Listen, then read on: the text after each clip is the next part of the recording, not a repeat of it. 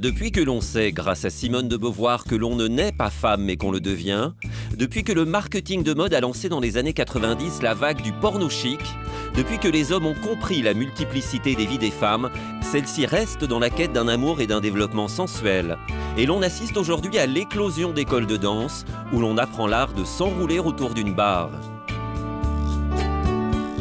Ce sont des femmes qui ont envie de retrouver un petit peu ce côté féminin, cette sensualité qu'elles n'ont peut-être pas ou qu'elles ne savent pas utiliser.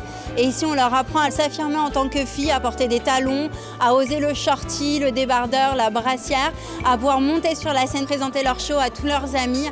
Je pense qu'en majorité, c'est ça qu'elles aiment. Elles viennent pour faire du sport ou pour pimenter leur vie de couple, mais surtout pour développer leur sensibilité dans un monde masculinisé. Aujourd'hui, la séduction, c'est donné. C'est quelque chose dont les femmes ont besoin, c'est un outil qui peut leur servir dans la vie professionnelle, dans leur vie personnelle. Et ici, on leur apprend à utiliser cet outil qu'elles ont en elles. Elles osent s'extravertir.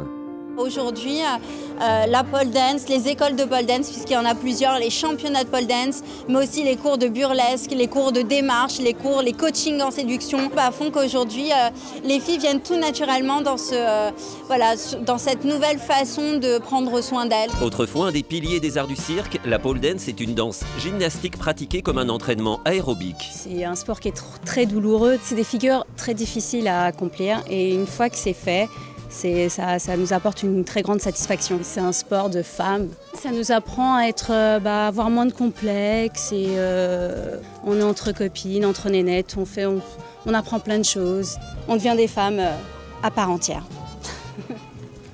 Elles ont entre 20 et 40 ans, elles sont mères de famille, hôtesses de l'air, scientifiques, médecins et généralement, elles vivent en couple.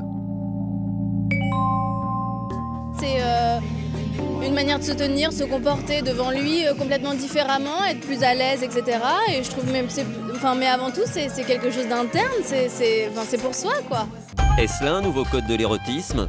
La femme redevenant l'objet d'un désir généré par le regard masculin?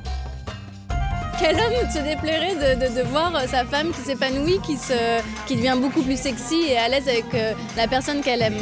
Je sais pas, je vois pas, moi. La question, toujours la même depuis Simone de Beauvoir, perdure. La féminité, est-ce une condition, une nature, une essence ou une situation imposée?